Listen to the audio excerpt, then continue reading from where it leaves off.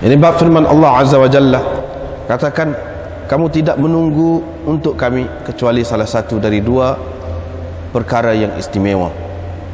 Wal harbu sijal, peperangan itu lebih kurang. Peperangan itu ibarat timba. Ibarat timba-timba. Diriwayatkan daripada Ibn Abbas bahawa Abu Sufyan bin Harb menceritakan kepadanya bahawa Hirakl berkata kepadanya, saya tanya engkau, bagaimana peperangan kamu dengannya? Engkau mengatakan bahawa peperangan adalah ibarat timba dan ibarat baldi dan timba. Ini peperangan di antara kami dengannya lebih kurang sama. Kadang-kadang dia menang, kadang-kadang kami menang. Wa kadzalika rasul, demikianlah rasul-rasul diuji, kemudian akibat yang baik diperolehi mereka. Ini bab firman Allah Azza wa Jalla, minal mu'minina rijalun sadaqu ma ahadullah alaih. Di antara orang-orang mukmin itu ada beberapa orang yang telah membenarkan apa yang telah mereka janjikan dengan Allah. Mereka janjikan kepada Allah. Di antara mereka ada yang telah mengorbankan nyawanya. Di antara mereka ada yang masih menanti. Wa ma baddalu tabdila, dan mereka tidak sedikit pun mengubah mana pendirian mereka.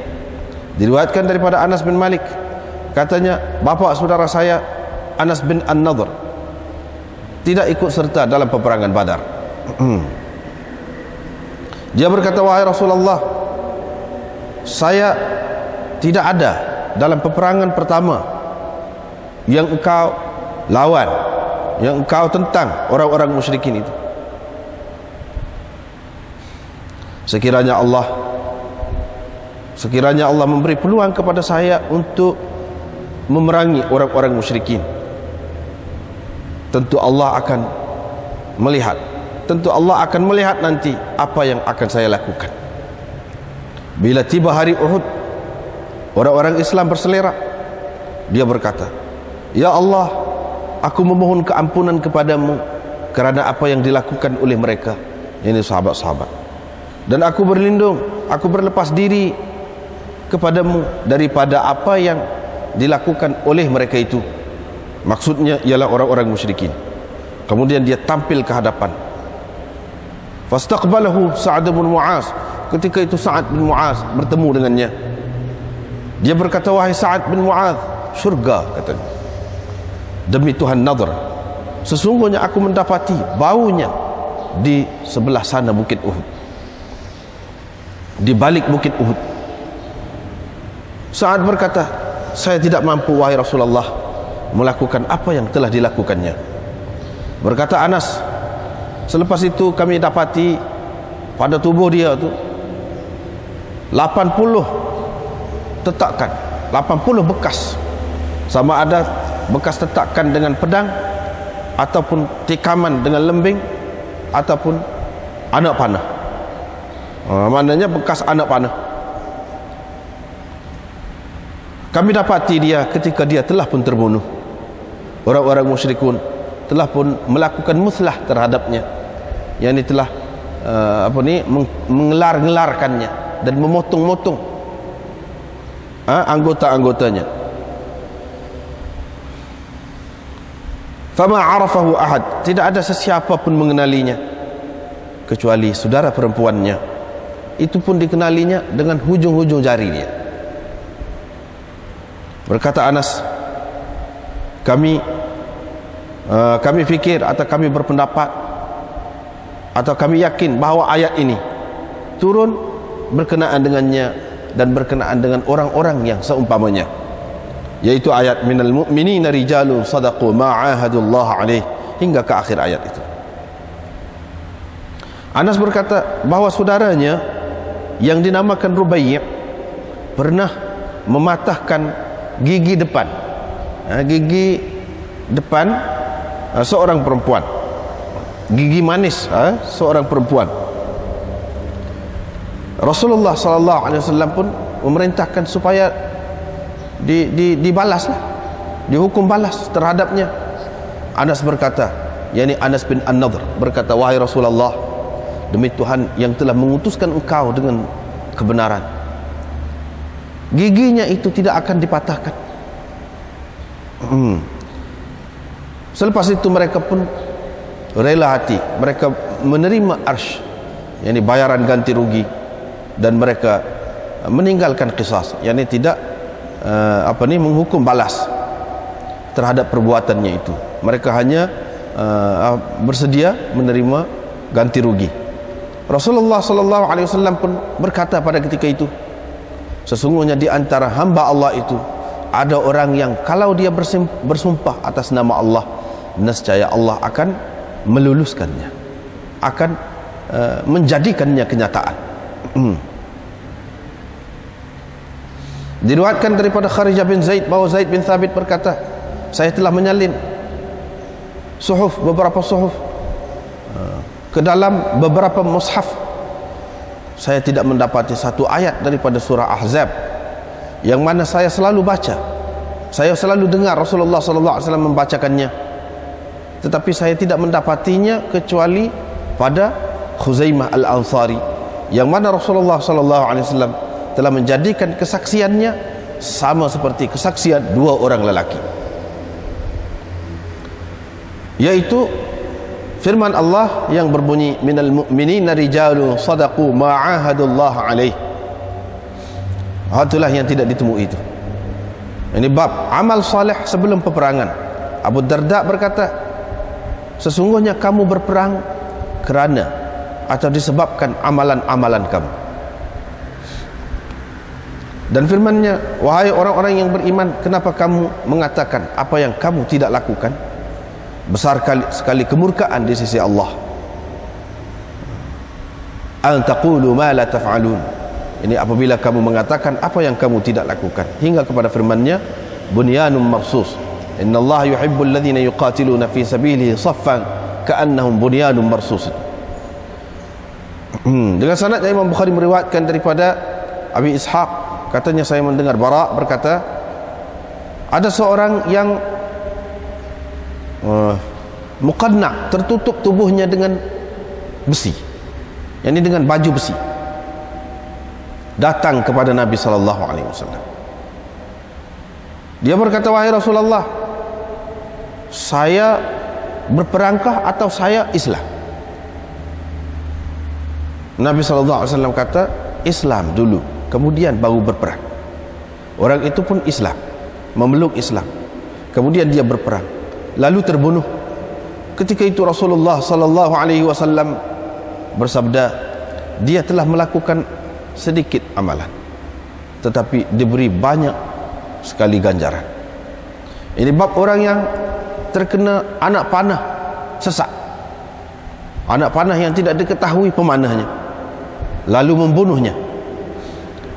Dengan sanadnya Imam Bukhari meriwayatkan daripada Anas bin Malik bahawa Ummur Rubai' bintil Bara, yaitu ibu kepada Harithah bin Suraqah, datang kepada Nabi sallallahu alaihi wasallam. Dia berkata, wahai Nabi Allah, bolehkah engkau ceritakan kepadaku tentang Harithah? Harithah telah terbunuh pada hari Badar. Dia telah terkena anak panah sesat, anak panah yang tidak diketahui, yakni pemanahnya. Sekiranya dia dalam syurga, saya akan bersabar, tapi kalau bukan begitu, saya betul-betul akan menangis karenanya. Kata Nabi sallallahu alaihi wasallam, wahai Ummah Harithah, sesungguhnya syurga itu banyak. Anakmu telah pun mendapat syurga Firdaus yang tertinggi. Ini bab orang yang berperang supaya ajaran Allah tinggi, supaya ajaran Allah tinggi. Yani orang yang berperang untuk menegakkan ajaran Allah.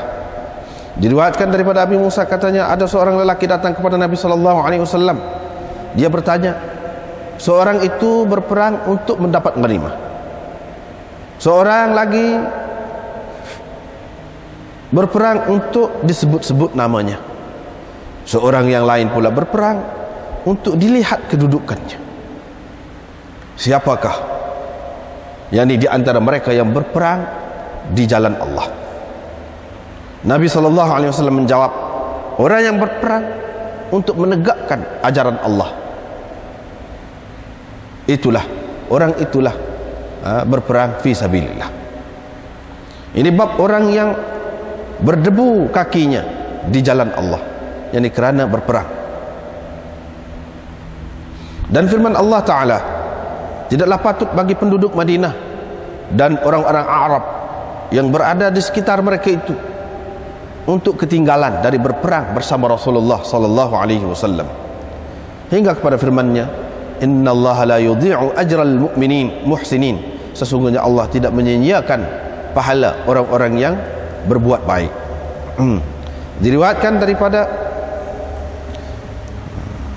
Abu Abs, namanya ialah Abdurrahman bin Jabr, bahwa Rasulullah sallallahu alaihi wasallam bersabda,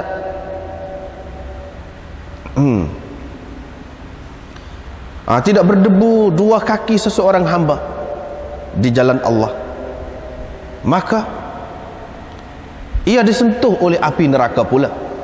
Tidak ada begitu. Maknanya api neraka tidak akan menyentuh orang yang telah kakinya berdebu di jalan Allah. Ini bab menyapu debu dari kepala di jalan Allah. Diriwayatkan bahwa Ibnu Abbas berkata kepada Ikrimah dan kepada Ali bin Abdullah, pergilah kepada Abu Sa'id, dengarlah sebahagian hadisnya. Kami pun datang kepadanya ketika mana dia dan saudaranya berada dalam kebunnya. Mereka sedang menyiram tanaman dalam kebun itu. Bila dia tengok kami, dia pun mari, fahtaba, dan duduk bercangkung. Ihtaba ni maknanya duduk punggung rapat ke lantai dan mendirikan kaki, dengan mendirikan dua kaki. Jadi lutut tu di atas lah. Jadi kaki itu, tapak kaki itu atas tanah. Begitu duduk begitu. Itu ihtiba. Dan dia duduk.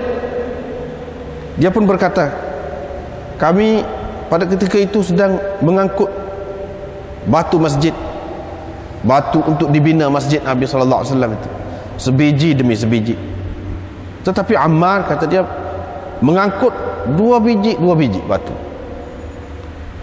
Nabi sallallahu alaihi wasallam lalu dekatnya, dan Nabi sallallahu alaihi wasallam menyapu debu dari kepalanya. Sambil itu Nabi sallallahu alaihi wasallam berkata, waiha Ammar, aduh Ammar, dia akan dibunuh oleh al-fi'atul baghiyah, golongan penderhaka. Dia menyeru mereka kepada Allah dan mereka menyerunya kepada neraka. Ini bab mandi selepas perang dan selepas berdebu.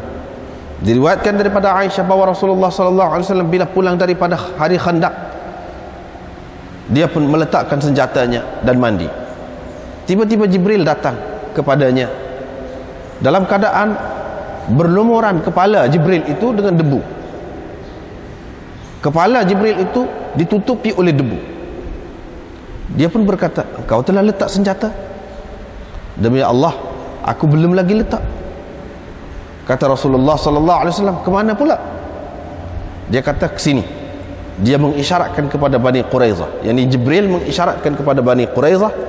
Kata Aisyah, maka Rasulullah sallallahu alaihi wasallam pun keluarlah kepada mereka. Itulah beberapa bab yang kita baca malam ni. Semuanya berkenaan dengan kelebihan berjihad fi sabilillah. Jadi bab yang pertama, mana kelebihan orang yang berjihad fi sabilillah ni, paling tidak dia pasti akan dapat dua perkara. Satu perkara daripada dua perkara. Kalau dia mati, mati syahid. Kalau dia tidak mati, dia dapat pahala. Hak tu mesti. Kalau dia tidak dapat harta ghanimah, tidak dapat apa-apa keuntungan pun, dia dapat pahala. Hal tarabbasuna bina illa ihdal husnayain, kamu tidak menunggu untuk kami selain daripada satu daripada dua perkara istimewa, iaitu mati syahid ataupun balik dengan selamat membawa ganjaran yang besar. Jadi itulah maknanya gambaran Allah SWT tentang orang yang berjihad itu. Mana tidak saja, ke mana-mana pun tidak saja. Adapun orang kafir, wa nahnu natarabbasu bikum. Duk tunggu kita mati. Duk tunggu kita dapat cedera ke apa. Fikirlah demo sendiri tu. Kita hanya kesian ke demo. Kita mana tak ada ke apa. Kalau mati, mati syahid. Kalau tidak mati pun balik dapat pahala yang besar. Hak urusinya kamu tu, bapak kamu.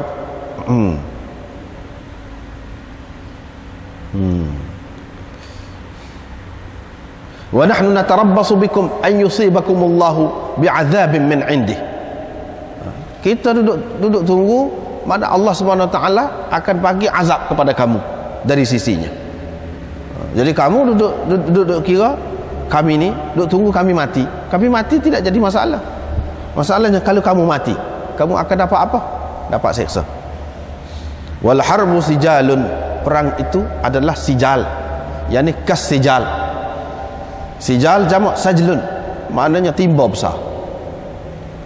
Jadi di sini al harbu sijal ini tasbih ni, tasbih baligh.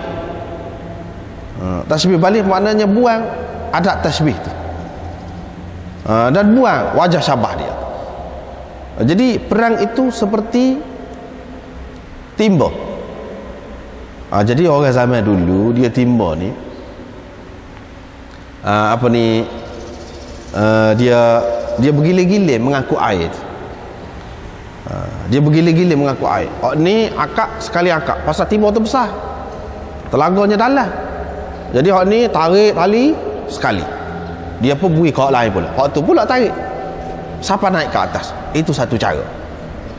Satu lagi, timba tu dia sangkut atau dia pelekat pada kincir air. Kincir air tu dia memusing dalam telaga tu.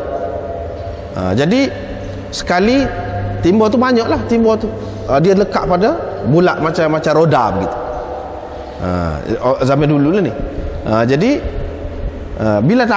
bila kita tarik, sama ada ditarik tu dengan binatang ataupun dengan tenaga manusia, tarik tu timba hak atas tu dia curah air, masuk dalam bekas tu, mengalirlah ke dalam kebun tu. Lepas tu hak atas ni turun ke bawah pula, hak duduk bawah tadi naik ke atas. Makna silih berganti.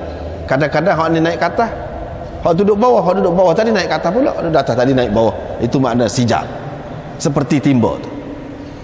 Mana dia nak ayatnya perang tu supaya timba tu, maksudnya tidak tentulah, lebih kurang perang kami dengan dia ni lebih kurang. Tidak kata kami benar sama lawan dia kalah sama, tak juga.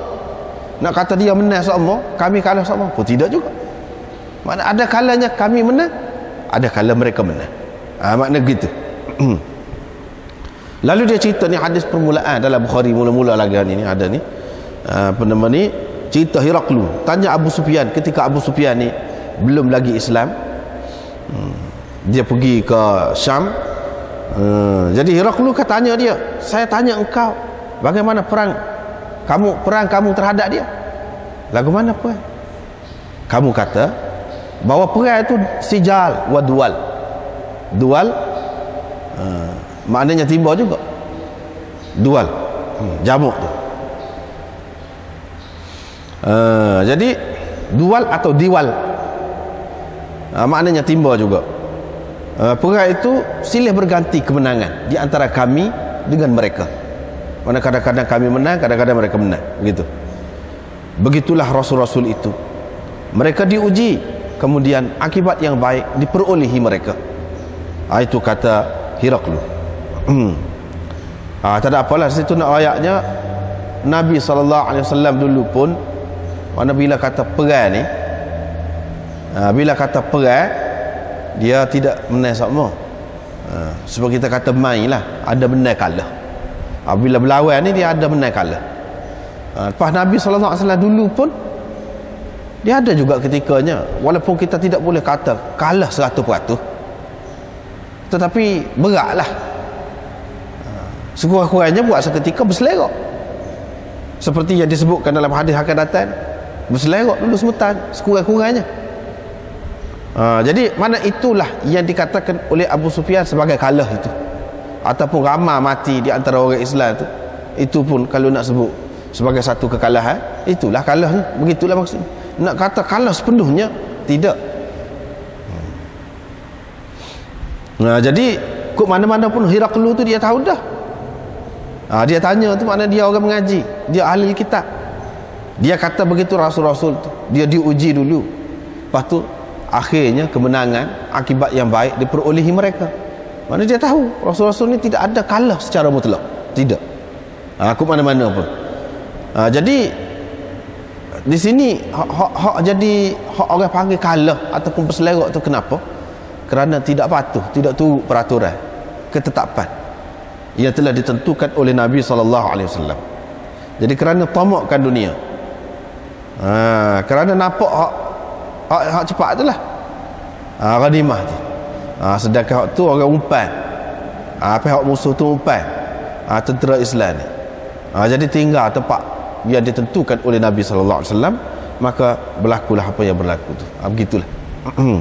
Jadi nak ayatnya, perang ni tak kira siapa, kalau tak kena strategi dia, tidak cukup peralatan apa hukum sebab musabab yang zahir itu kena ambil kira. Apa yang berlaku kepada Nabi SAW tu nak ayatnya pun maknanya gitu juga. Kalau tidak patuh, tidak turut, dan dia tidak terhenti atas satu orang, tidak kata perang ni kerana ada Nabi SAW maka jaminlah menang dia. Tidak lagu tu. Allah SWT tidak buat lagu tu. Jadi bahkan dia kena kerjasama, pakat-pakat. Tidak jadi maknanya satu Nabi SAW saja hak betul, hak lain tak betul, tak jadi. Habislah di situ. Ini bab firman Allah Ta'ala, minal mu'minina rijalun sadaqu ma'ahadullaha alaih. Di antara orang-orang mukmin itu ada beberapa lelaki yang mana mereka telah membenarkan apa yang telah mereka janjikan kepada Allah. Mana berjanji nak berjuang sengoti, memang dia berjuang sengoti. Faminhum man qadha nahbahu, ada di antara mereka itu yang telah mati, yang ini telah mengorbankan nyawanya. Wa minhum man yantazir, ada juga yang masih lagi menunggu. Wa ma baddalu tabdila, dan mereka tidak mengubah sedikit pun mana pendirian mereka itu. Jadi gambaran maknanya orang-orang yang faham tentang perjuangan ini, tentang jihad, tentang pahala yang disediakan oleh Allah Subhanahu Wa Taala itu. Jadi beginilah keadaan mereka itu. Dan kalau kita nak tengok contoh yang terbaik, kemuncak sekali contohnya ialah pada sahabat-sahabat Nabi sallallahu alaihi wasallam, di zaman Nabi sallallahu alaihi wasallam. Daripada Anas bin Malik, kata dia, pak saudara saya Anas bin An-Nadhr, nama Anas juga, tidak ikut serta dalam peperangan Badar, tidak berkesempatan untuk pergi perang Badar. Dia pun kata, Rasulullah, kata dia, saya tidak ikut dalam peperangan yang Rasulullah mula-mula perang dengan orang kafir.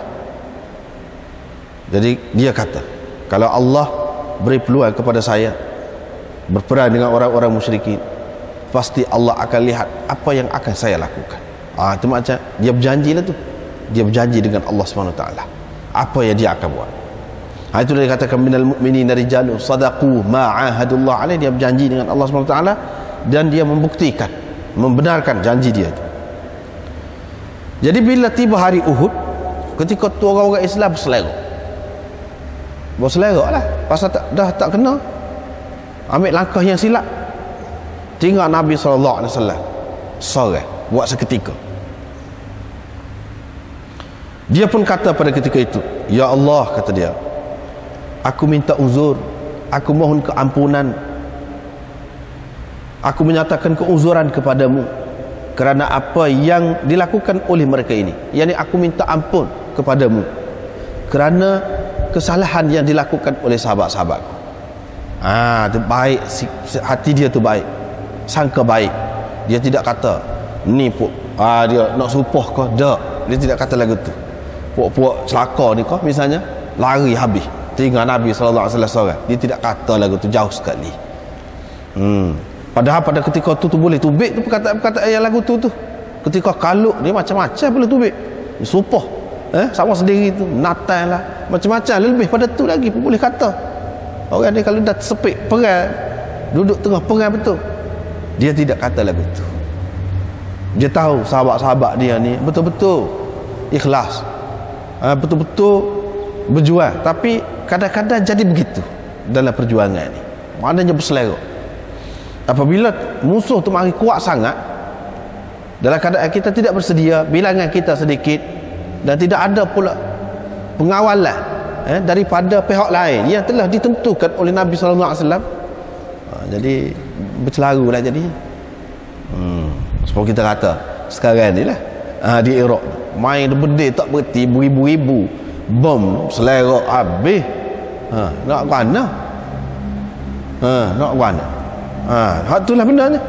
Kadang-kadang bila kuat sangat serangan tu mari, tak boleh nak buat apa, berselera lah jadi.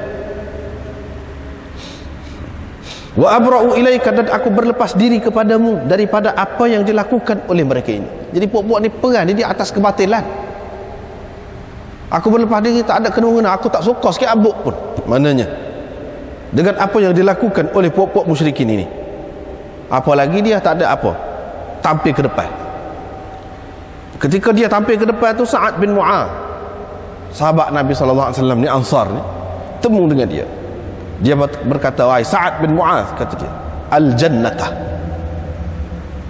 al-jannata, kata dia. Al-jannata tu jadi maf'ul kepada fi'il yang mahzuf, yani uridul jannata, ataupun ashtaqul jannata, saya rindukan syurga, saya mahu syurga. Boleh tak dia gitu. Atau al-jannatu, dalam kitab kita ni dia buah baris, kalau hak boleh macam-macam cara tu, dia buah baris. Al-jannatu yani matlubi al-jannatu, apa yang dicari oleh saya, maksud saya ialah syurga. Jadi khabar kan lagu tu. Wa rabbin nadhr, demi Tuhan nadhr. Nadhr tu ayah dia lah. Demi Tuhan nadhr, demi Tuhan ayahku, maksud aku kata dia semati, inni ajidu rihaha min duni Uhud, saya dapat bau dia tu dari balik Uhud, bukit Uhud. Saya bau daripada balik sana, bau. Boleh jadi bau semati, boleh jadi maksud bau tu maknanya dia nak dapatkan bau tu duduk sebelah sana lah, dengan berjuang fi sabilillah. Bila kalau dia mati, mana tentu dah dia akan mendapat syurga. Tetapi kalau bau semati pun Allah SWT beri bau ke dia, apa salahnya? Boleh berlaku begitu. Sa'ad berkata, ini cerita kemudian pula lah, cerita kemudian Sa'ad, mana bila bercerita-cerita tu, Sa'ad kata, wahai Rasulullah, saya tidak mampu lakukan seperti yang telah dia lakukan.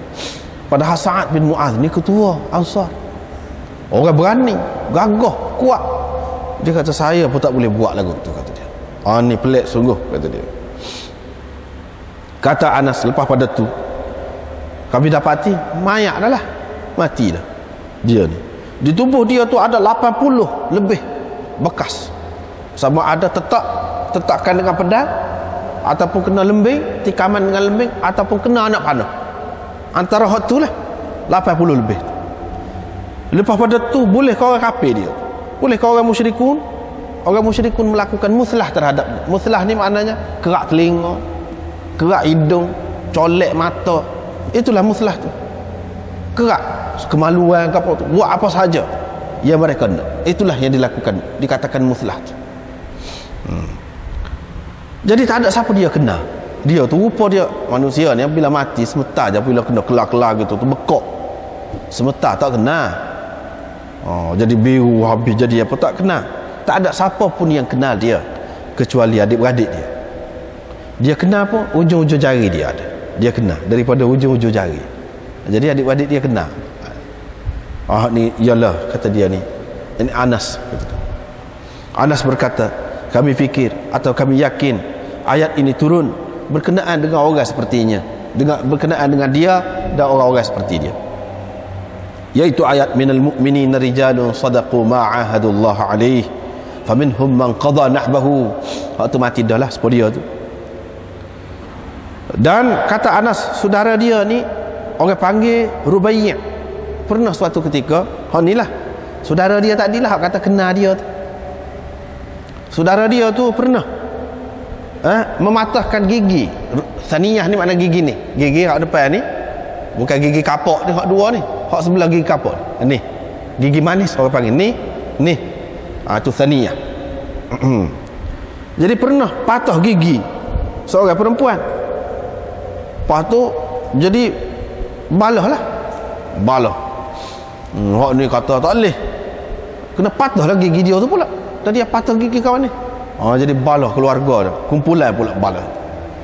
Anas pun kata, wahai Rasulullah, ketika ni dia masih hidup lagi, wahai Rasulullah, kata dia, demi Tuhan yang telah mengutuskan engkau dengan sebenarnya, gigi manis dia itu tidak akan dipatahkan. Dia kata tidak boleh dipatahkan. Hak tu satu lagi yang lebih tepatnya, iaitu tidak akan dipatahkan. Sebab apa? Sebab dia nak kira lah, dia nak kira. Dia pergi kira pujuk keluarga tu nak mana gini, budak-budak macam-macam lah cara orang nak menyelesaikan masalah tu. Balah jadi patah gigi, gini lah kita beri bayaran ganti rugi lah, lagu mana. Kira-kira mula-mula tak sih, puak-puak tu pun kata dok, sumpah dah puak-puak tu. Dulu kita sudah jumpa dah dalam Bukhari juga, puak-puak tu bersumpah dah, kita akan kisas, patah gigi dia juga. Dia patah gigi puak kita, kita akan patah gigi dia, kita tak akan terima. Sumpah dah puak-puak tu pun. Pada tu kira mari puak-puak tu terima. Tak apalah, kita tak usah patah lagi gigi dia, kita terima lah ganti rugi. Pada ketika itu Rasulullah sallallahu alaihi wasallam kata, di antara hamba Allah itu ada orang yang kalau dia bersumpah atas nama Allah, nescaya Allah akan meluluskannya, yakni akan menjadikannya kenyataan. Makan dua tu, dia boleh makan dua. Kok mana? Yang ni kata min ibadillah ni di sini boleh jadi Anas itu. Boleh jadi min ibadillah tu puak-puak perempuan yang telah dipatahkan gigi. Itu boleh jadi kedua-dua tu boleh. Mana puak-puak tu telah bersumpah dah, bersumpah dah atas nama Allah nak patah gigi, tapi bila orang pujuk la abarrahu, dia meluluskan. Mana apa yang yang orang minta tu, apa yang orang minta tu, apa yang orang minta tu, suruh batalkan sumpah dia batalkan sumpah dia tu. Dulu kita sudah jumpa dah, dia menunjukkan begitu dalam hadis itu. Satu, maknanya sumpah pun maknanya dia boleh lagi batal sumpah dia tu. Kita ingat kau bila sumpah ni tak boleh batal dah, tak boleh batal dah, nak buat sengoti, tidak gitu rupanya. Ada juga lagu tu. Selagi makna dianya, di antara hamba Allah itu ada orang yang kalau dia bersumpah atas nama Allah, yakni Allah akan menjadikan kenyataan sumpahnya itu. Jadi sumpah Anas ni, di sini hak sesuainya begitu. Yang ni masing mulut dia, kita kata masing mulut dia lah. Dia kata begitu tu bukan dia nak bantah hak Nabi sallallahu alaihi wasallam kata. Nabi sallallahu alaihi wasallam tidak kata jadi hukum ni, hukum qisas ni dia bergantung kepada ahli keluarga, bergantung kepada tuan diri. Kalau tuan diri tu kata tak apalah, saya maaf lah, biarlah saya patah gigi, tak usah balas lah dia, tak apa. Hukum qisas ni lagu tu, dia terpulang kepada tuan diri tu dan keluarga dia, ahli keluarga dia. Jadi kita tak boleh kata Anas ni macam mana dia langgar perintah Nabi sallallahu alaihi wasallam. Perintah Nabi sallallahu alaihi wasallam suruh qisas. Di sini bukan masalah Nabi sallallahu alaihi wasallam suruh qisas, tidak. Memang hukum qisas itu terhenti kepada keluarga, terpulang kepada keluarga. Sebab dia adalah hak hamba. Berbeza dengan hukum hudud, dia adalah hak Allah. Tidak boleh sesiapa memaafkan, tak boleh siapa memaafkan. Tapi kalau hukum qisas, dia boleh ahli keluarga memaafkan. Faman ufiya lahu min akhihi syai'un fattiba'un bil ma'ruf. Dalam ayat tu mana disebutkan, mana kalau dimaafkan oleh keluarga si mati ataupun keluarga orang yang lakukan jenayah itu, kalau dia maaf tak apa. Jadi dengan sebab tu hukum ni mana bukan Nabi sallallahu alaihi wasallam tetapkan mesti kena kisah terhadap dia, tak. Memang hukum dia lagu tu. Jadi tu pula kepada keluarga tu. Jadi mereka itu terima. Bila Anas ni maknanya pergi pujuk dia tu. Jadi maksud di sininya Anas ni dia kata la tuksaru thaniyatuha. Maknanya gigi depan adik dia ni tidak akan dipatahkan. Seseolahnya Allah SWT bagi ilham kepada dia. Akhirnya tidak akan patah juga. Walaupun sibuk, ni sumpah mesti kita akan patah gigi dia tu. Hak ni kata begini, hak ni kata begini. Walaupun begitu, seseolahnya dia kata dulu tu, Allah SWT menjadikan kenyataan hak dia kata tu. Yang ni tidak patah sungguh gigi. Gigi adik dia tu tidak dipatahkan. Yang berlakunya apa dia? Iaitu dimaafkan. Hanya mereka itu menerima bayaran ganti rugi, itu saja. Hak dia nak ayatnya sini begitu. Jadi Imam Bukhari nak ayatnya kepada dia di sini. Anas bin An-Nadhr ini seorang sahabat Nabi sallallahu alaihi wasallam ni, seorang yang bertuah. Seorang yang kata-kata dia tu hak dia kata tak berlaku lagi, berlaku sumpah hak dia kata. Nabi sallallahu alaihi wasallam tak kata. Pada ketika tu Nabi sallallahu alaihi wasallam tak kata ke dia, tak suruh sinilah. Allah SWT beri ilham kepada saya, wahyukan kepada saya bahawa gigi adik awak tu tidak akan dipatahkan. Tak suruh sinilah, walaupun dia mau tu gagal pun. Dia tak kata begitu. Nabi SAW pun tak kata. Tiba-tiba dia kata. Dia tidak ikuti perang Badar pun, dia tidak ikuti. Tetapi maknanya orang ni, orang nak mati syahid lagu tu maknanya dia kehidupan dia sebelum pada tu dia ada dah hak comel tu, hak molek tu di sisi Allah SWT tu. Dia tu seorang yang terpilih dah. Gitu. Tu kita kena faham tu. Kadang-kadang kita tak faham apa ya orang ni akhirnya mati gitu. Mati gitu. Padahalnya tak ada apa, bukan perang, bukan gapo kita kata. Kadang-kadang berlaku. Apa dia mati gitu? Sebab kita tengok Maulana Yusuf Ludhianwi, ramai lagi ulama-ulama di Pakistan duduk mengajar, menulis kitab, dan orang-orang musuh-musuh Islam ni benci kepada dia, tak suka kepada dia. Akhir sekali bedil dia. Kenapa bedil? Bukan masalah peribadi, tak ada apa. Dia bukan curi hak orang, dia bukan bunuh orang, dia bukan buat apa-apa. Semata-mata hidup dia ni memperjuangkan agama Allah, rakyat hak benar. Lalu musuh tak kena bedil, boleh syahid. Cuba kita perhati macam mana orang tu Allah SWT pilih mati gitu. Ramai kita tengok hak lagu tu tidak nanti perang, tetapi masalahnya orang bedil dia tu apa? Kerana peribadi ke kerana agama? Kalau kerana agama, man qatala fi sabilillah litakuna kalimatullahi hiyal ulia fahuwa fi sabilillah. Hak Nabi SAW kata. Sahabat-sahabat pergi dulu sebelum pada ni kita sudah jumpa Nabi SAW hantar 70 orang sahabat pergi nak mengajar. Pasal diminta oleh pupuk tu, kata dia pupuk dia baru masuk Islam, padahal pupuk dia tu rancang dah sahabat-sahabat yang terbunuh di Bi'ri Ma'unah. Tiba-tiba mereka dibunuh semua. Nabi SAW kata syahid kan. Tengok tu. Maknanya tidak nanti pergi perang, pergi mengajar, menulis ataupun duduk rakyat hak betul, perjuangan yang betul. Tiba-tiba orang marah, bunuh dia, mati syahid.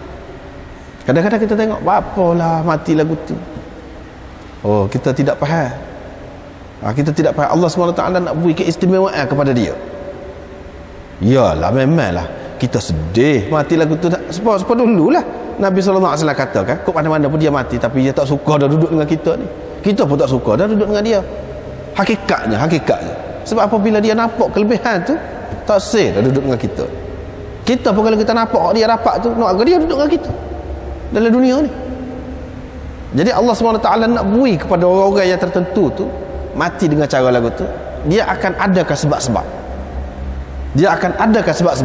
Dan di sebalik sebab tu, dengan kematian dia tu, orang sedar. Sebab kita tengok ulama-ulama kita di Pakistan, berapa ramai mati. Ihsan Ilahi Zahir mati tengah duduk ceramah, duduk kecek. Tak pandai orang takut, kalau bedil takut tak kena. Orang bom mati. Cuba kita perhati. Tetapi kerana orang seperti ni, akhir sekali orang faham tentang Syiah. Dulu orang tak faham, keliru orang.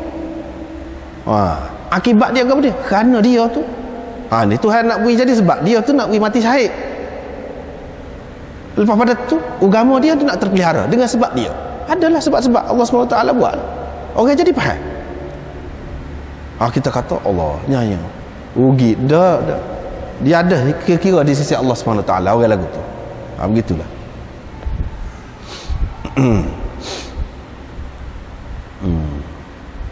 Jadi orang ni pun dia begitu jugalah Anas ni. Maknanya latar belakang dia molek. Orang yang Allah SWT memang kenal dah dia.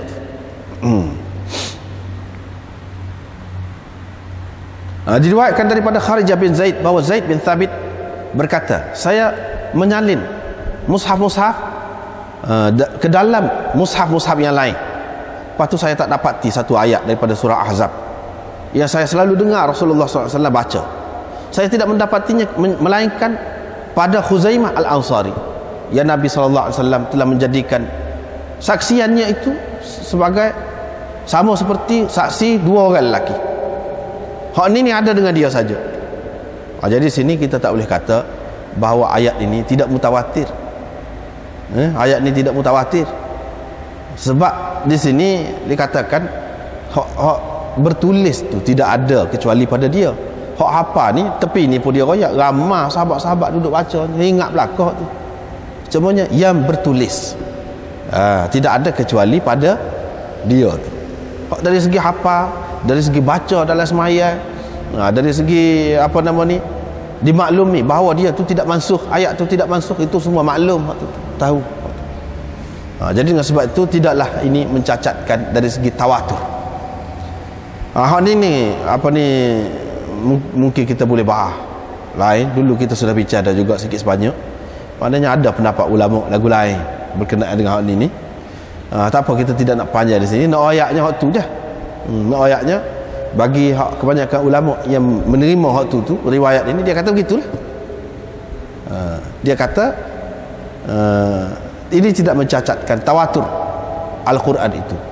Sebab apa? Hak ni dari segi tulis saja ada pada dia. Hak lain-lain tu pada orang lain. Hak ingat tu ingat ramai hak ingat ni. Begitulah. Jadi nak ayat berkenaan dengan ayat tadilah. Ini bab amal soleh sebelum qital. Tadi Imam Bukhari sudah mari dah Anas tadi tu. Anas tadi sehingga dia kata gigi adik dia tu tidak akan dipatahkan. Tidak akan dipatahkan. Dia kata begitu tu tepat. Tepat tu. Apa yang berlaku? Maknanya orang-orang ni adalah orang-orang yang baik sebelum itu. Amal soleh sebelum daripada perang. Jadi Imam Bukhari nak mari secara lebih dekat lagi, secara lebih jelas lagi, amal soleh sebelum perang. Jadi kata Abu Darda, kamu berperang dengan sebab amalan-amalan kamu. Yang ni kamu perang, kamu mati syahid dengan sebab amalan-amalan kamu. Jadi kamu tu memang orang yang Allah SWT pilih dah. Jadi kata Abu Darda, kamu berperang dengan sebab amalan-amalan kamu. Yang ni kamu perang, kamu mati syahid dengan sebab amalan-amalan kamu. Jadi kamu tu memang orang yang Allah SWT pilih dah. Maka akhirnya kamu perang lalu kamu mati syahid. Sebenarnya mati syahid tu adalah kemuncak dia. Hak sebelum pada tu memang molek dah. Allah SWT pilih dah. Begitu. Innama tuqatiluna bi'a'malikum. Kamu berperang dengan sebab amalan-amalan kamu. Dan firman Allah SWT, wahai orang-orang yang beriman, kenapa kamu mengatakan apa yang kamu tidak lakukan?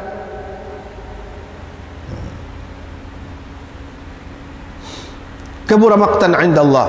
Di sini Imam Bukhari ni ayatnya, kalau sebelum perang tu dia kena buat apa-apa yang baik, baru boleh jadi semati. Kalau tidak, kecek saja. Maknanya gitu, kecek saja. Kecek kita nak perang, kita nak begitu gini. Sampai ketitisan darah yang terakhir misalnya, kita kata kita akan pertahankan. Sampai kita menghembuskan nafas yang terakhir, kita akan perang. Kalau tidak, kecek saja. Sebab apa? Dia kena ada amalan sokongan dulu. Amalan sokongan dulu baru menyebabkan kita tu jadi kejap pendirian kita. Situ dia nak ayat tu. Jadi kalau tak boleh kecek lagu tu, kecek lepas tu tidak buat. Kabura maqtan 'inda Allah an taqulu ma la taf'alun. Kamu kata apa yang kamu tidak akan buat. Mana katakanlah kamu kata kamu nak berjihad.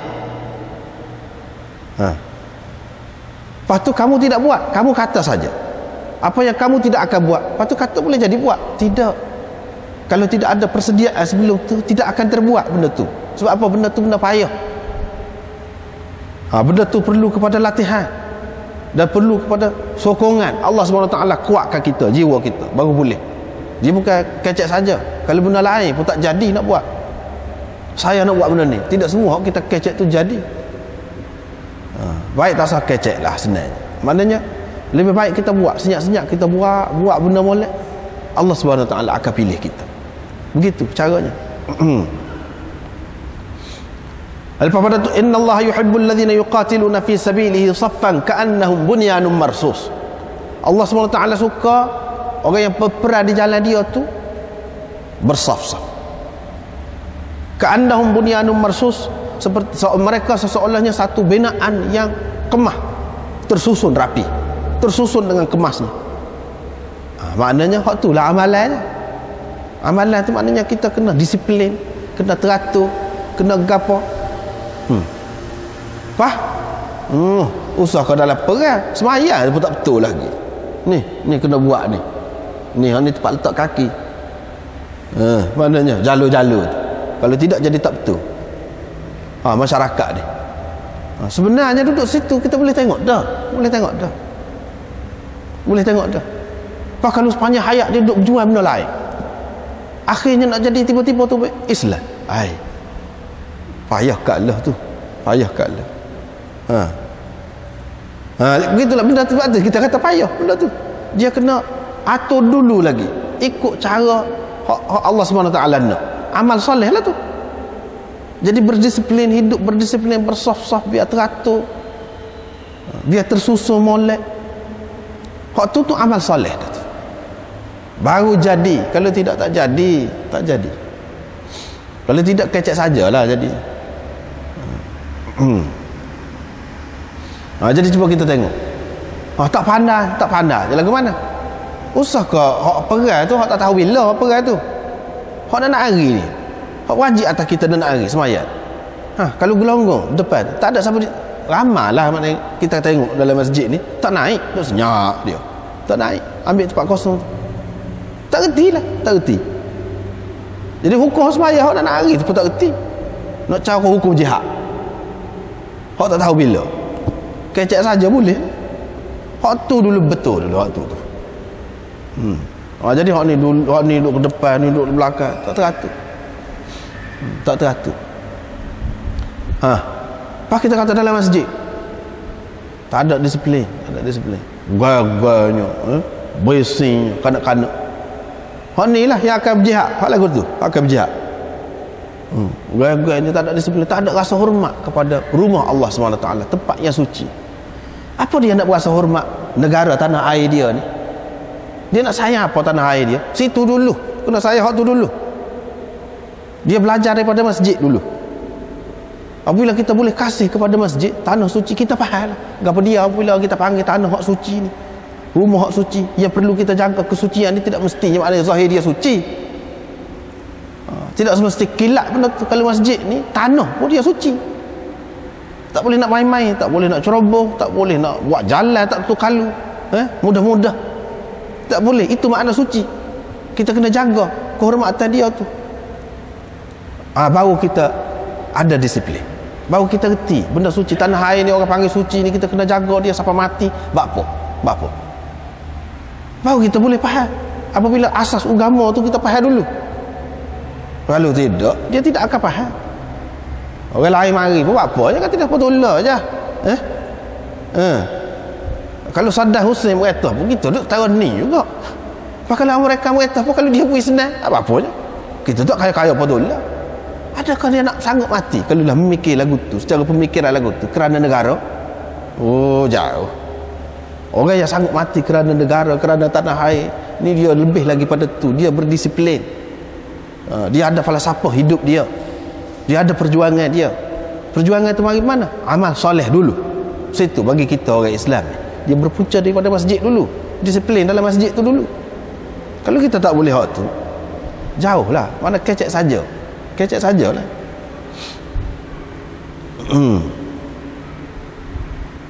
Sedih sekali kita tengok macam di masjid kita ni pun, masyarakat ni tengok tu duduk di mana masyarakat kita. Bahkan nak perai lagu tu, oh jauh. Sebab tu anak tak siap perai. Oh ya dah, tak siap perai. Sebab apa? Perai bukan seorang. Kalau nak perai, dia kena ramah. Kalau ramah lagu ni dah, siapa kita nak lalu di tangga tak boleh, budak-budak duduk jujur beratur. Nak lalu tak boleh, nak maya jemaah lagu tu. Di mana ayah dia? Di mana abang dia? Tok dia di mana? Tak cara tu. Baik tak sama hari kalau lagu tu. Masjid mengganggu saja. Ada orang macam ni dalam negara, dalam tanah air, dalam tempat suci, dia mengganggu perjuangan. Dia menghalau orang.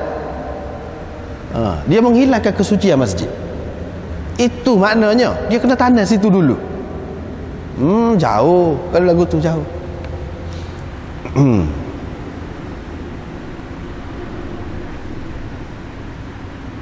Jadi amal soleh tu banyak. Amal soleh hak nombor satu sekali, dia kena iman tu dulu. Itu pun termasuk dalam amal soleh juga. Amal hati, hak tu amal hati. Jadi ada satu orang dia pergi baju besi nak pergi perang ni kiranya. Dia kata, saya nak perang apa? Saya nak Islam. Saya nak perang dulu kan, saya nak Islam dulu. Perang pun tak apa saya. Nabi SAW kata Islam dulu, lepas tu baru perang.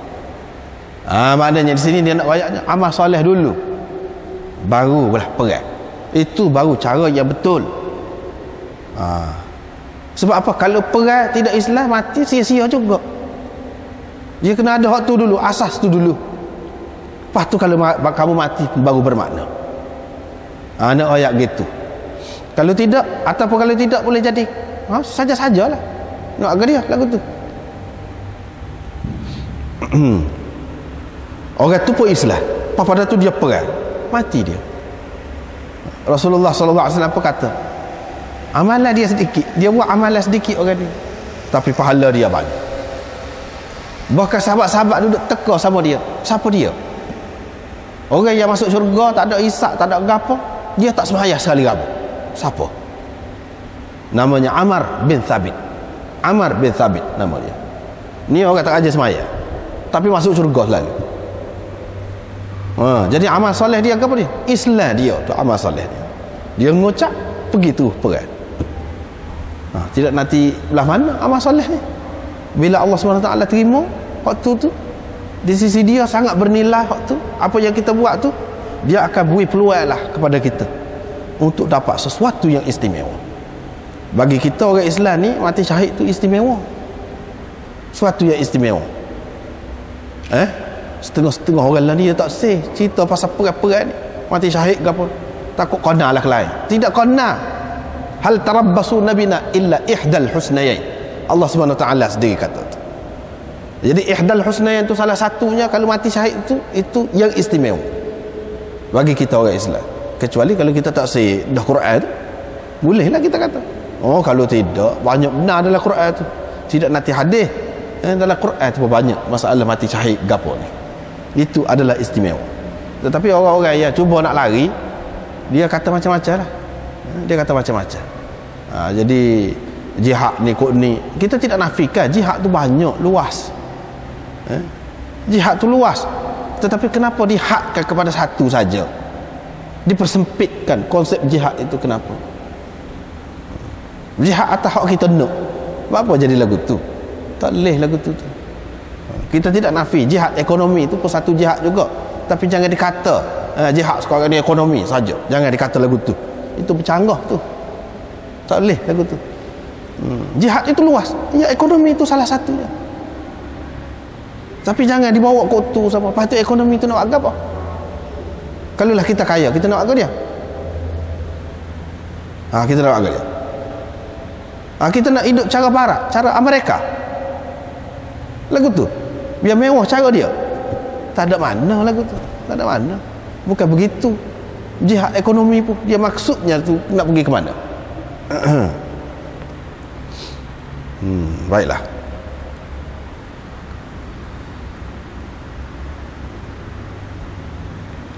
Jadi ini perlu benda yang kita perlu sangat faham. Kalau kita nak keamanan, nak kaya, nak apa, untuk apa? Bukan untuk bila kita senang, kita aman untuk kita berpoya-poya, untuk kita buat maksiat. Tak ada makna lagu tu. Tak ada makna. Kalau lagu tu bukan jihad. Kalau jihad apa saja pun untuk supaya agama Allah ni tinggi, ajaran Allah tertegak, tu baru jihad dengan maksud tu. Tak kira apa pun, tak kira. Kalau tidak pergi perang pergi perang betul-betul tu, senjata tu tidak mati syahid lagi kalau tidak betul niat. Tapi kalau betul niat, jihad ekonomi kau gapo kau, ya Allah belaka, masuk belaka, Allah SWT kira belaka. Baru betul dia kena situ dulu. Ini bab orang yang terkena anak panah sesak lah kita kata, anak panah yang tidak diketahui pemanah dia. Tetapi anak panah sesak ni pemanah tu dia tidak maksud nak tuju orang tu, tapi terkena orang tu orang panggil peluru sesak kalau kita bahasa kita. Jadi sahmun gharbun ini bukan makna sesak, bukan makna pemanah dia tu tidak tuju orang lain kena dia, tidak. Memang tuju dia ada, tapi orang tak boleh nak kesan dia tu. Itu maknanya sahmun gharb. Apa dia kita kata bahasa kita ni, anak pun tak tahulah. Kalau boleh cari perkataan itu, hak lagu tu. Anak panah yang memang dituju, tetapi lepas pada tu pemanah dia tu tidak diketahui. Maknanya orang yang terkena panah, anak panah curi, yang dipanah secara curi, begitu, dan tidak diketahui pemanah dia tu. Itu makna sahmun gharb. Faqatalahu, lalu membunuhnya, anak panah tu membunuhnya. Diriwayatkan daripada Anas bin Malik bahawa Ummur Rubayyi' bintil Bara', iaitu mak kepada Harithah bin Suraqah Al-Ansari, dia pergi berjumpa dengan Nabi SAW. Dia kata, wahai Nabi Allah, bolehkah engkau ceritakan kepadaku tentang Harithah? Jadi Harithah dia telah terbunuh pada hari Badar. Dia terkena sahmun gharb. Kalau dia ni dalam syurga, mana akan masuk syurga, saya akan sabar, kata dia. Tapi kalau tidak lagu tu, saya akan jerit habis-habis, kata dia. Kata Nabi SAW, wahai Ummah Harithah, syurga tu banyak, sesungguhnya syurga tu banyak. Anakmu ni dia dapat syurga Al-Firdaus, syurga yang tertinggi. Bapa yang mak dia ni tanya lagu tu pasal gini, bukan mak dia ingat orang mati syahid di lagu mana boleh syurga ni. Tengok perang sebab Anas bin Anas tadi perang luka habis, perang dia lawan begitu, berdepan begitu, baru mati syahid. Ni anak dia ni tidak boleh jadi dia tengah berkawal ke, terkena anak panah, bukan dalam keadaan perang depan begini, tidak. Takut tak termasuk hak tu, takut tak ada keistimewaan hak tu, atau tengah dalam berjalan ke, kena anak panah hari tu, bukan dia tengah berlawan. Jadi hak tu yang mak dia muskil tu.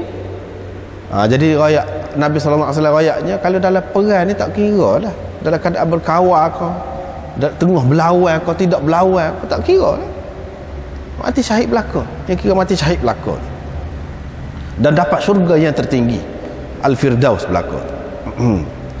Jadi di sini dia kata, kalau dia tu tak dapat syurga, saya nak menangis habis-habisan, saya nak meratapi dia. Hak ni makna sebelum diharamkan meratap itu. Sebelum diharamkan, maknanya sebelum pada tu pun bukan makna Islam ni kena supaya arak tu lah. Maknanya di peringkat awal lagi pun tidak benda tu. Bila kata Islam mengharamkan arak, belum lagi diharamkan arak, bukan makna sebelum pada tu arak tu dihalalkan, tidak makna lagu tu. Cumanya dalam masyarakat tu umumlah berlaku begitu. Tidak lagi mari hukum ijtihad, royak kata haram, tidak begitu. Hak ni pun begitu juga. Pada masa tu tidak ada lagi. Lepas pada tu barulah dilarang, diharamkan nauhah ataupun meratap itu.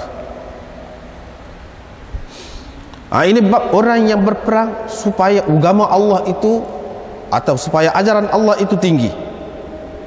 Mana hak itulah hak mati syahidnya, hak itulah orang yang berjuang sebenar di jalan Allah. Diriwayatkan daripada Abi Musa, katanya ada seorang lelaki datang kepada Nabi SAW. Dia tanya, bagaimana maknanya kalau seorang itu perang untuk nak dapat ghanimah? Bagaimana kalau seorang itu perang untuk mendapat nama? Bagaimana kalau seorang itu perang untuk dilihat kedudukannya? Siapa dia? Hak berjuang fi sabilillah. Nabi SAW pun jawablah seperti itu. Maknanya payah fisabilillah ni. Kalau ada maksud-maksud lain kerana prinsip dan ideologi yang tertentu, walaupun ideologi itu dibawa oleh orang-orang Islam sendiri pun tidak menjamin lagi. Kalau kita kata berjuang untuk jaga tanah air saja, tanah air itu prinsip kepada dia. Misalnya kalau kita bahas apa situ, duduk nak menegakkan kepada dia. Duduk nak menegakkan kepada dia. Kalau nak menegakkan kehidupan cara orang putih, cara barat, nak menegakkan hak tu, undang-undangnya nak menegakkan hak tu semacam sampai bila-bila molek dah hak tu, nak menegakkan sistem tu, hak tu paling molek dah, tak ada dah lebih molek daripada tu, tidak mati syahid. Tidak mati syahid. Tak salah. Tapi kalau kita nak menegakkan agama dalam keadaan sekarang ni, banyaklah negeri-negeri dia tak betul jalan molek belakang tu, tapi kok mana-mana pun dia Islam. Kalau boleh kau orang kafir tak ada langsung. Masjid-masjid peluang untuk ibadat, untuk gotong ni tak ada langsung. Tak ada langsung. Seperti di negara-negara Arab tu bukannya betul berjalan molek tu. Parti gapo tu kalau kita kaji, kalau kita belajar kan. Parti gapo tu. Selama ni tak berjuang atas prinsip gapo. Tak betul molek, tak betul molek. Tetapi apabila terdesak dalam keadaan genting, kita kena fikir hak Islam tu. Negara ni dimaklumi diterima sebagai negara-negara Islam. Pemimpin-pemimpin dia pun nak juga ke Islam. Padan lah tu hak tu. Padan lah tu.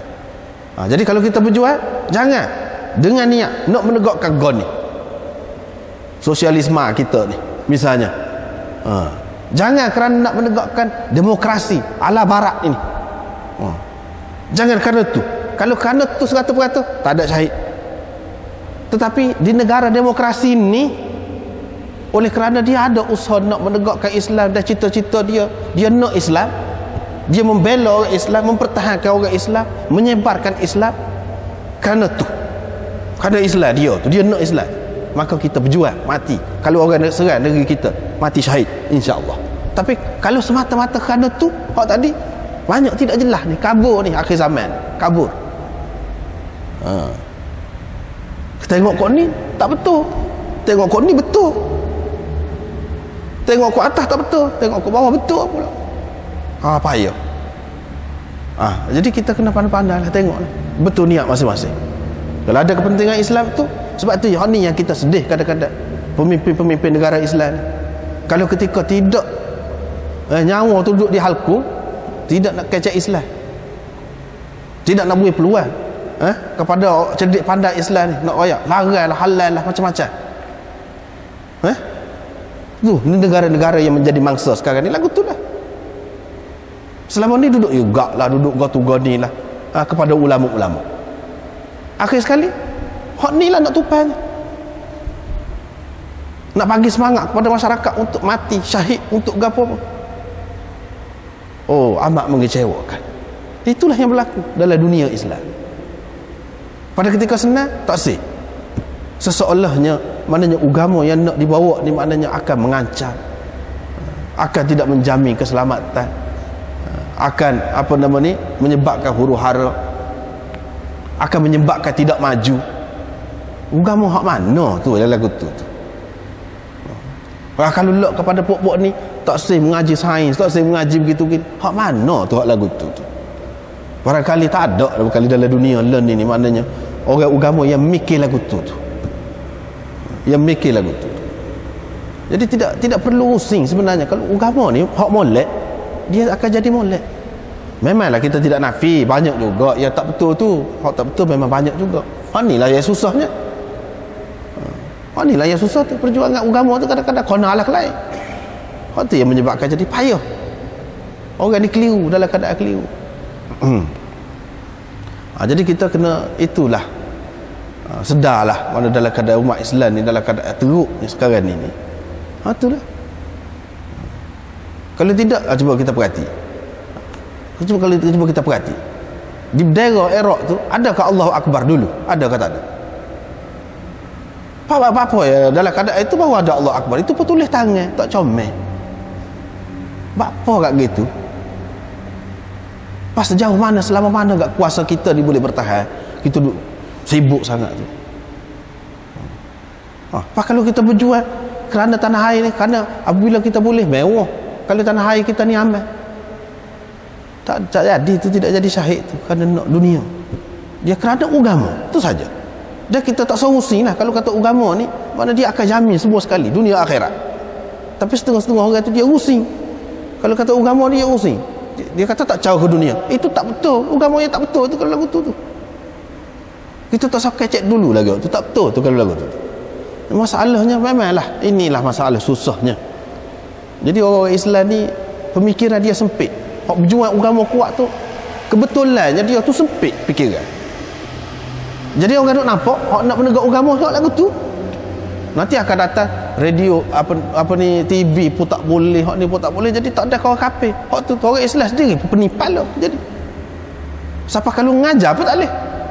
Kalau TV pasal apa muka gambar tu haram, duk pegang hak tu. Apa munasabahlah sebahagian orang Islam, orang moden ni maknanya tak boleh terima hak lagu tu. Tak ada kawan kafir sebenarnya, balas sama kita je. Sungguh pun apa yang jadi gini? Inilah benarnya. Dia kalau dah jatuh Islam ni, nak boleh ke naik semula tu macam-macam. Nak betul fikiran tu pun makan basuh. Tetapi kok mana-mana pun kita katalah macam saudara-saudara kita di Afghanistan dulu. Dia faham lagu tu, tapi semangat dia Islam dia tu bagus. Kita tak boleh kerana benda-benda kecil tu. Dia tak say TV, dia pakai tudung tu habis tutup muka. Jadi kita tak say bela dia. Tak boleh lagu tu. Dia Islam juga. Kita betul lah sama kita kemudian. Memang kita tak setuju hak tu, Anas sendiri pun tak setuju. Tetapi persaudaraan Islam kita kena lupa hak tu. Jangan timbul benda tu. Sekarang ni kena benda lain. Supaya juga Iraq tu kita tahu gapo dia selama ni perjuangan dia. Tetapi dia Islam. Kita kena pertahankan dia ke mana-mana. Walaupun tak betul. Gitulah keadaan nak mana setara ni kita. Dunia kita ni setara ni. Jadi kita kena pertahan ke mana-mana pun. Walaupun dia lagu mana, kita harap dia baik. Mana akhir-akhir insya-Allah dia baik. Dan orang-orang lain pun gitulah, tapi rugilah kita. Apabila nyawa duduk sini baru nak betul kak lagu tu lah. Sebab tu dia kena betul lama lah kena betul. Daripada awal lagi kena betul. Barulah akhir dia molek. Kalau tidak kak jadi lagu ni. Jadi lagu ni. Pas Syria tu mana betulnya? Pulaknya. Kalau nak kira selama ni duduk berjuang ke dia. Habisnya sekat ulama-ulama tak boleh nak mengajar ke apa. Selama ni. Pas sikit lagi kalau lah jadi apa-apa. Boleh peluang pada ulama untuk gerakkan orang mati syahid. Untuk gerak orang biar mati syahid. Pas kalau orang berjuang atas prinsip dia tu, hak selama ni dia berjuang tu lagu mana? Nak kena betul pula tu. Payahnya. Tapi kok mana-mana pun dia negara Islam, kita kena pertahan. Kita tak suka orang ceroboh dia kok mana-mana negara. Payah. Sebab itulah kita kata tak usahlah balik kepada Islam. Mana-mana balik kepada Islam akan jadi betul daripada awal lagi. Tak usah nak betul sampai akhir lah. Pada ketika tu tak ada makna dah. Takut-takut orang dia mati saja kerana kita pula. Tak ada pasal. Jadi kata dia, man qatala litakuna kalimatullahi hiyal ulya fahuwa fi sabilillah. Orang yang berjuang supaya ajaran Allah itu tinggi, dialah orang yang berjuang fi sabilillah. Kalau tidak berjuang pasal apa? Nak menegakkan biar jadi amal lah. Nanti bila dia amal kita boleh makan riba. Lagu tu jadi apa? Bukan kalimatullahi hiyal ulya tu lagu tu. Dengan maksud apa? Tapi kita harap alhamdulillah kita tengok pun negara-negara Islam ni pun dah lambat dah, muka lama dah tidur tu kak. Gerak lambat nak sedar lah. Tapi kok mana-mana pun ada minat. Baru ada minat nak balik kepada Islam semua sekali. Nak pakai ekonomi Islam, cara Islam tu baru ada. Sedangkan orang lama dah, walaupun dia tak betul pun duduk berangka, duduk buat macam-macam strategi dia untuk peracur kita. Lama dah. Kita baru minat. Kitanya Islam lama dah. Keturunan lagu tu lah. Yalah dah. Jadi sunnatullah. Dulu anak sudah kata dah. Nanti sekor-sekor dia pegang. Jadi sepoi adalah sakok. Ambil sekor sembelih. Memang betul. Nak apa? Dah kita melayakkan diri kita untuk jadi ayah saja, bukan jadi orang. Lagu tu lah. Dunia Islam ni begitu. Bab man ighbarrat qadamahu fi sabilillah.